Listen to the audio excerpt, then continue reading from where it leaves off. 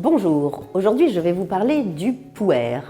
Le pu'er, c'est ce qu'on appelle un thé sombre. C'est un thé que les Chinois appellent le thé noir, car notre thé noir, les Chinois l'appellent le thé rouge. Vous me surveillez toujours? Bien. Eh bien, en tout cas, le thé pu'er provient de la ville de Pu'er, dans la région du Yunnan.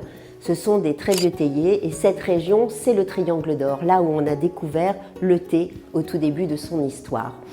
Le thé pu'er est un thé qui est fermenté. Il y a deux façons de le fermenter. Le pu'er cru, on va le laisser fermenter pendant des décennies après avoir été emballé, ou on peut accélérer la fermentation, c'est ce qu'on appelle le pu'er cuit. On va alors l'humidifier, le mettre sous des bâches et enclencher un processus de fermentation. Pendant ce processus, le pu'er va perdre de sa théine et c'est donc un thé qu'on peut boire à tout moment de la journée. Et par contre, il va gagner sous une autre forme en permettant d'éliminer les graisses de l'organisme. Il est protecteur de l'intestin et il favorise vraiment l'absorption des graisses intestinales. Ça a été mis en avant par les chercheurs contre le cholestérol et les populations du Yunnan l'avaient découvert naturellement bien avant cela. Alors bien entendu, c'est un thé qui va aider, qui va favoriser tout ça.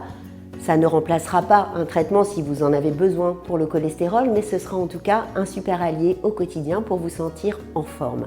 Attention, le pu'er est quand même très particulier en termes de goût, mais ça, j'ai envie de vous le laisser découvrir. Imaginez un thé avec un petit goût de sous-bois, de ferme, de cuir, enfin, quelque chose d'assez extraordinaire. Il faut être préparé.